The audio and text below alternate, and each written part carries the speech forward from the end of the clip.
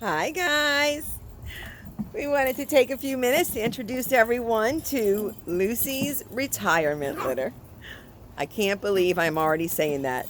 Um, Time really does fly, and it's definitely been bittersweet, that's for sure, knowing that these will indeed be her last.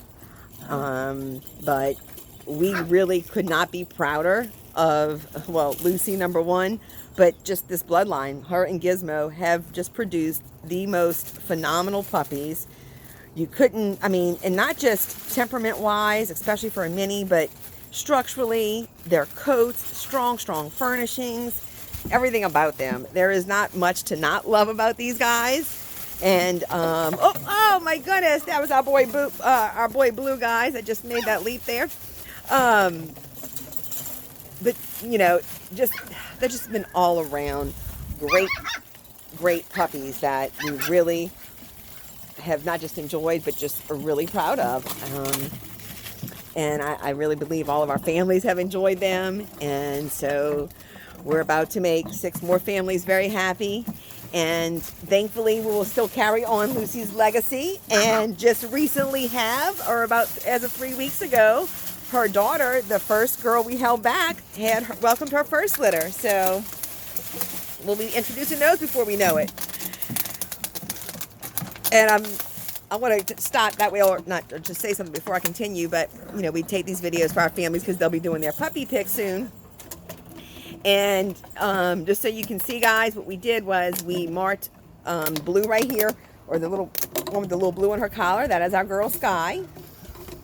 And the purple right here is that is our girl Violet. Okay, I didn't have a violet, so to speak, something to throw around her neck, but I just wanted, so you guys wouldn't get confused, because we have 3 in this group that kind of look alike. And then, of course, the other little apricot is Rose, Rose is right there on the end of the slide playing with the water bottle right now.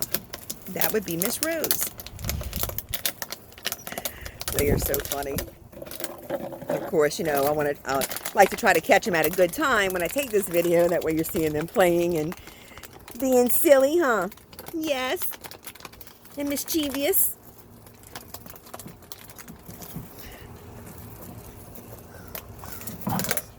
They have loved this little slide. That's another thing that has been a big hit. Actually, I think I need to get a bigger one for our standards, but for the minis, it's perfect. It is perfect, huh, Sky? Is it perfect, Sky? Sky. Oh, I'm sorry. Look at me. Sorry, guys. I'm calling the wrong puppy. I'm Violet. I'm sitting here telling you that's Violet, and I'm calling you Sky. Listen to me. And there's Miss Mocha. Miss Mocha. Oh, and you see Miss Mocha. Well, all of them are already teed, and that's why she is doing what she's doing there. But Miss Mocha and our boy Blue are the smallest in this group. And all the rest are right about the same size. But Mocha and Blue are about a pound lighter than the rest, and everyone else is right about the same size, where in the past Lucy has always had one exceptionally large puppy that ended up being like a larger mini in that 30-35 pound range, whereas this time she really hasn't. We have our 2 little small ones, and then we have the rest that are kind of, like I'm saying, just about a pound heavier, but all about within a few ounces of one another. So there's some just good old sibling rivalry going on, huh? That's our boy Blue there carrying around the bottle. What are you doing, Blue?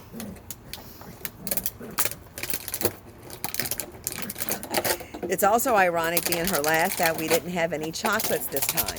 It's funny, she's had chocolates in every one of her litters. This time she hasn't, and many people don't realize that Lucy herself is a chocolate who carries Phantom and a Sable gene, and that combined with recessive grain, which comes from poodles, she changed to almost a cafe au lait color and kept her darker markings. But anyhow, she's always had chocolate puppies, and in her last one she hasn't. But it doesn't matter. Every single one of her puppies, no matter the color, is phenomenal and just the cutest little things ever. but it was just kind of odd to see. But that's the part of genetics. I always tell, families or people that is simply luck of the draw. We can tell you what they're capable of producing genetically, what parents carry, etc. But at the end of the day, each litter can look quite different in the sense that, you may get a heavily weighted, let's say in this case, an apricot litter or a chocolate litter, etc. You may only get one of something. So, but what I love, one of the things I love about Lucy and Gizmo together is that they have produced such a nice variety of colors and patterns. So, but honestly, colors and patterns are just icing on the cake. That is not what you pair parents together based on. And in my opinion, it really shouldn't even be what you pick a puppy based on, because you want to think about, you're going to have, this puppy will be a part of your family for many, many years to come. So you want one that will be a good fit, temperament-wise, size-wise, whatever the case may be. So, yes. And who do we have here? That is our little girl, Rose. That is Miss Rose here playing with the ball. She is such a precious, she is such a precious little thing. But she is, but she is our leader of the pack. She is one of our most dominant puppies. Leading the pack was her, or is her, and Miss Blondie over here. Those are our two leaders, or more dominant puppies. What does that mean? In layman's terms, that my girl, you went, fall down, went boom. Your most dominant puppies typically tend to be more active, a little more mischievous, that's for sure, and just usually require a sterner hand when it comes to discipline, or not just discipline, but training more so. You need to let them know who the leader is really quick, and once they respect that, they're great. But sometimes it's establishing that can be a little rough or rougher with a dominant puppy. And of course, no matter the puppy, I don't care what you're talking about, dominant, submissive, this, that, or the other, it's all about what you put into a puppy, what you're ultimately going to get out of it at the end of the day. And what we just can't stress enough is you only have, a few weeks to do that after that puppy goes home. That's what people don't realize, or where families often fall short, because the socialization window closes so quickly. It usually, by 16 weeks, it's closed. There's even estimates that say it, starts to close as early as 14 weeks. So it doesn't give you a whole lot of time to do what you need to do or should be doing with a puppy, but you want to expose these guys to as much as possible.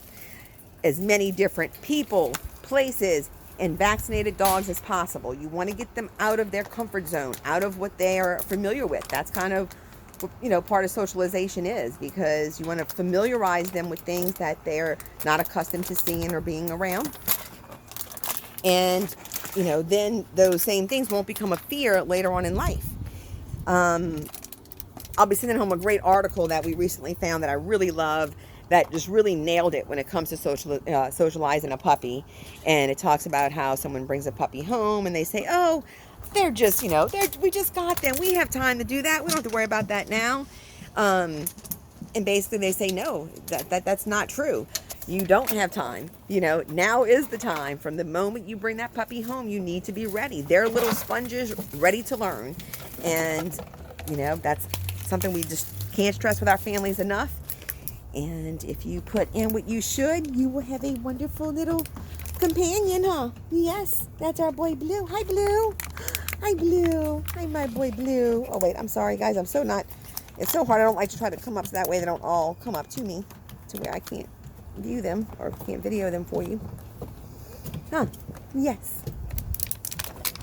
And here's our girl Blondie. Oop. Forgive my video skills, guys.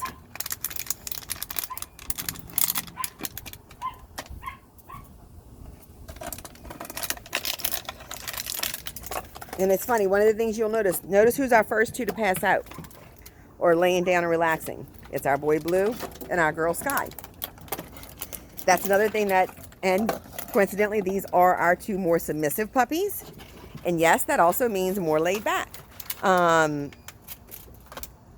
So it's just funny that you can see these things just in their everyday, activities and different things they do. And we've actually known or had a strong feeling about some of these characteristics early on. Look at this, how funny. Because when they start to play, I don't know, around 4 weeks or even a little sooner than that. But once they really start to get active, you always have those ones. Look at this. And there is Mocha riding on Sky's back that are going to be the last ones up. Trying to wake up their brothers and sisters, being mischievous like little Miss Mocha here. Look at that. You gotta love them. And little Miss Mocha fell right in the middle, huh? See, I am right in the middle. I am a middle puppy. But she is a doll. And I'm kind of glad she's kind of sitting like that. Oh, is that collar bothering you? I'm sorry, my love. If you look at her paws right there, guys, I want you to notice that is called ticking. And any party, that can happen to any party puppy, may or may not have ticking.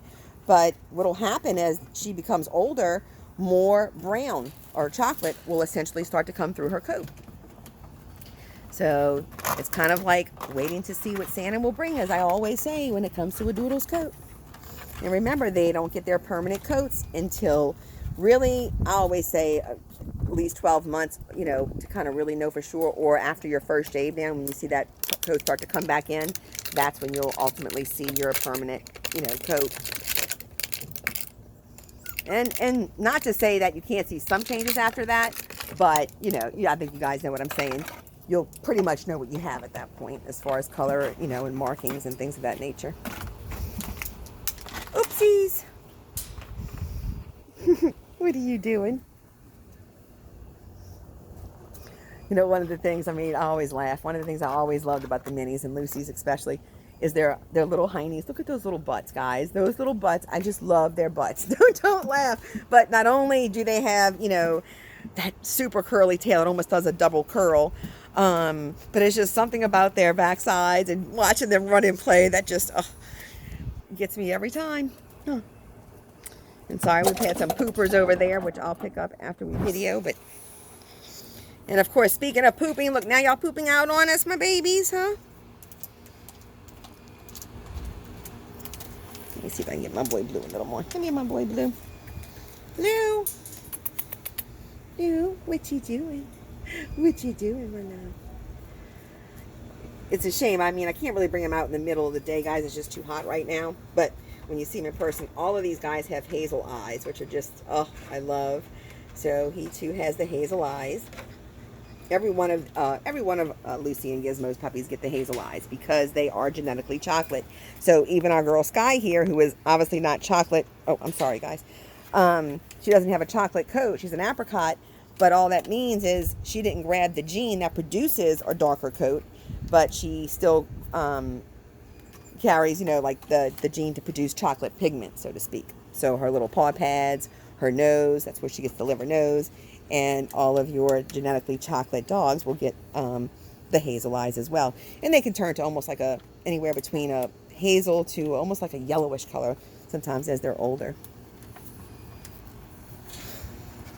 Here's my girl Blondie. Miss Blondie. What you doing, Blondie? Blondie. What you doing, my girl? What are you doing? What are you doing? Blondie. Blondie, Blondie. Come see Blondie. Try to get as much as I can. And then, of course, it is, sometimes not the easiest thing to do when it comes to puppies. Oh, I'm sorry. I know I'm probably turning too fast, gang. I'm sorry. I'm not trying to make you dizzy. And there's Miss Mocha Superman'd out. That's what I call it. I love the way they lay.